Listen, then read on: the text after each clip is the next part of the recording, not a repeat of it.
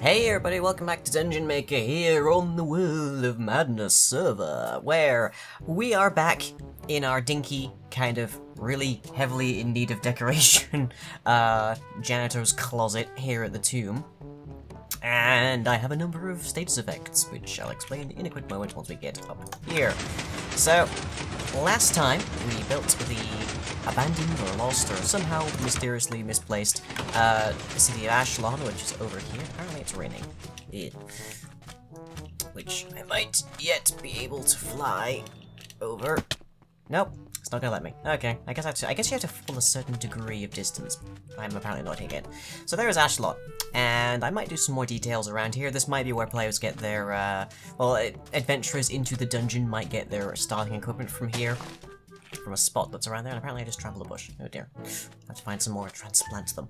And, oh boy, I'm probably going to need a lot of these materials today, as it happens. Because today we are actually building something inside of the dungeon, or specifically under the dungeon. We are going to be building the, sort of, the rail lines that Prima, Secunda, and Tertia, I've remembered their names this time around, will be using to provide the dungeon with its actual build protection. Or mine protection, dig protection. Doesn't really stop building, just stops picking it back up, I guess.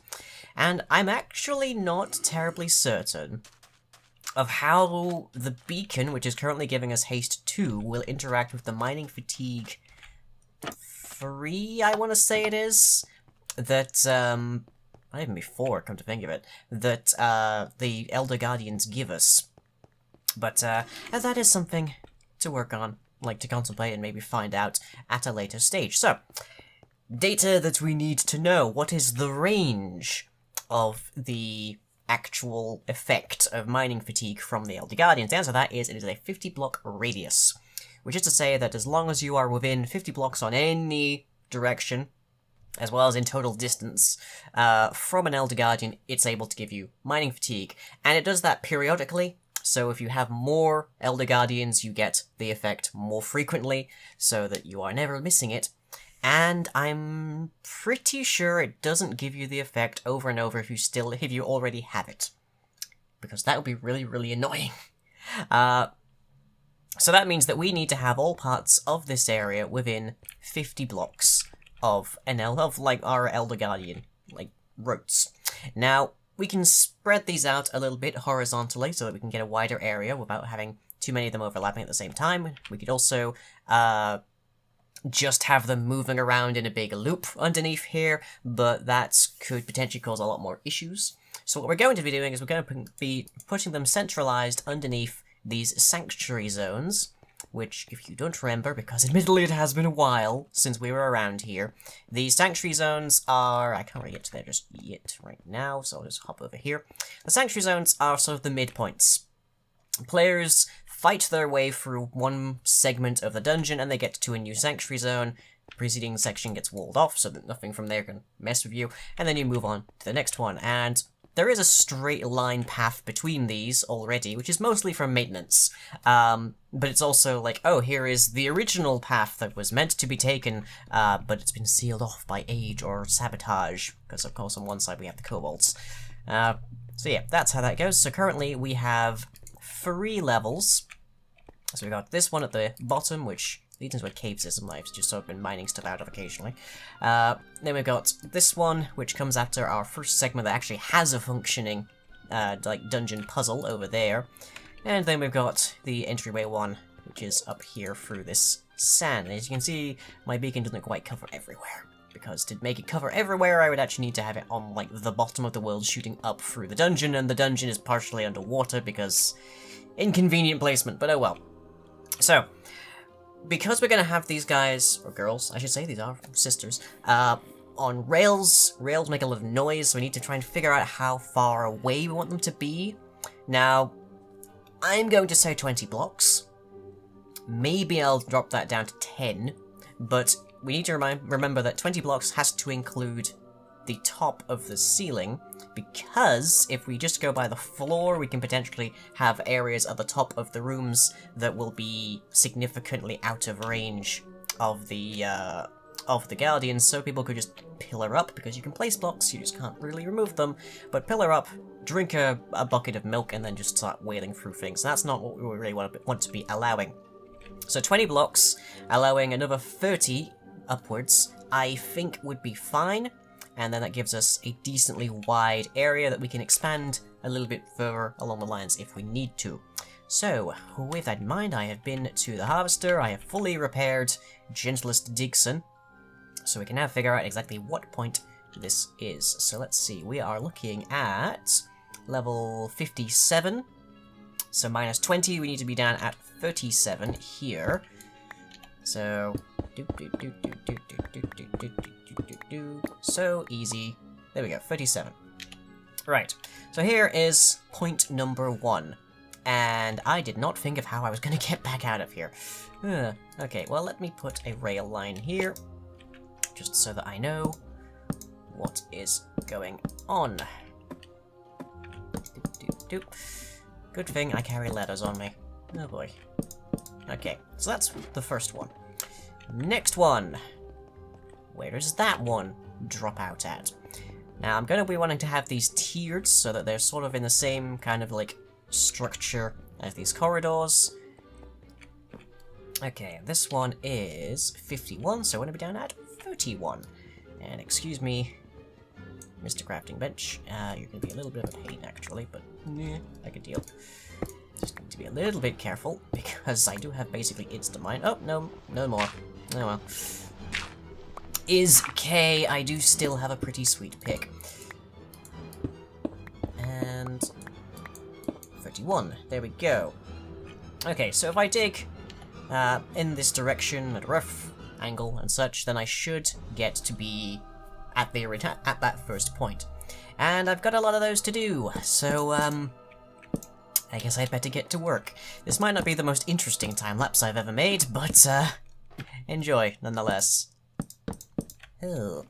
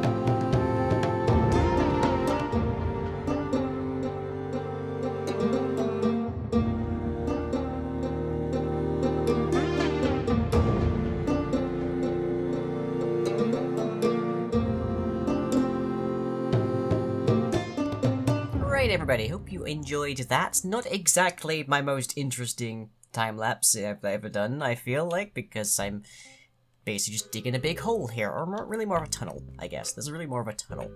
And I've got a little bit more to do. What you saw on camera there was basically the entire durability of my Unbreaking Free Mending Silk Touch Efficiency 5 pick. So thankfully, I didn't break it, so I was able to go back onto the harvester, tweak a few things that are overdue there, and get it repaired up lickety-split, but of course that meant more complex time-lapsing, and I have only so much time in the day. So, the purpose of these rails, which aren't fully finished just yet, of course, are to provide a loop back and forth for all three of our guardians. Now, I might do this in a ripple, I might do it just all at the same level. It's really irrelevant for the most part, because the purpose of doing this is to ensure that as much of the dungeon as is possible is affected by their 50 block range on mining fatigue, thereby preventing people from actually breaking the dungeon and such, because that would be problematic if they could do that. And obviously we still have to worry about things like creepers blowing up, but that's always going to be a problem. We can't stop people from placing blocks, so we're just going to be on the honor system for that one. Yeah, this will at the very least provide a decent metric of, hey, you're in a dungeon, so, as opposed to, hey, you're in this really weird and bizarre structure that evidently spawned completely naturally. And hi, just who I was talking about. I know, there's more of you. There we go. Right. So we're going to be getting ourselves a loop, and we also need to have a switch off at the end here. Or maybe at the end, maybe at the far top there, but either way, it will take all of our Elder Guardians off of these lines, and it will store them away, probably in the sea. Because if you don't want something in your project, it should get in the sea.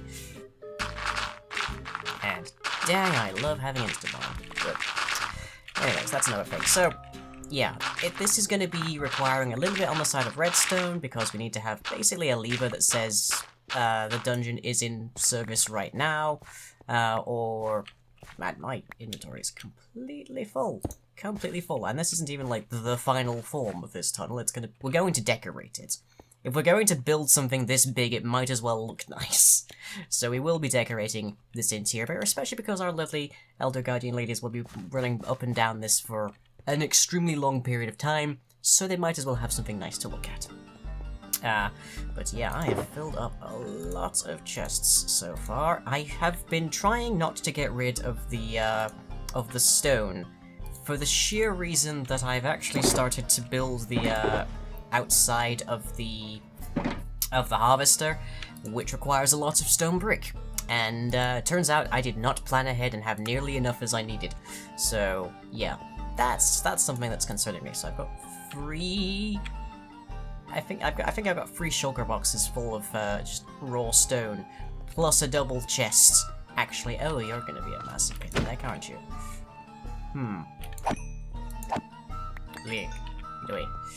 Okay, so we have to bear in mind that we need to make this area non-spawnable, because apparently slimes will spawn in here. Slimes aren't necessarily the biggest problem we could have, but nonetheless, I would prefer not to. But yeah, so we're going to need a rail line that we can have a loop as standard, and also be able to toggle so it will fly off somewhere else. That's not terribly difficult. The greater question is where we put the lever that controls it, because we can have it down there, but then that means I have to come all the way down there to actually turn it on and off. And then I'm running up again to deal with everything. And I also need to remember that is meant to be a mob spawner. We may have an alternative solution for that in the future, but for now that's going to be where a mob spawner goes for making skelly bobs. And we need another one that creates zombies and specifically filters the baby zombies. And all of that means we're going to probably need a fairly beefy system to do it in any reasonable span of time.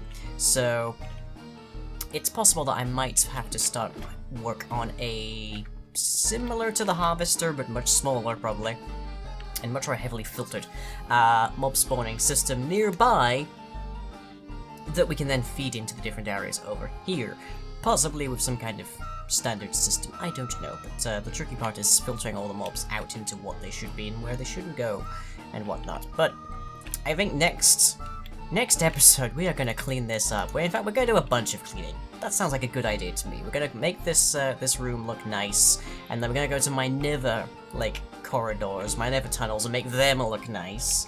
We're just going to do a nice beautification kind of episode. That sounds like a good idea to me. But let me know in the comments exactly what area you want to see beautified first. So we've got the tunnels down there, we've got the nether tunnel, and we've got my janitor's closet, I guess we'll call it. Janitor's office. Sure, that sounds a bit better for me. So yeah, other than that, hope you've enjoyed, and with that in mind, catch you all next time.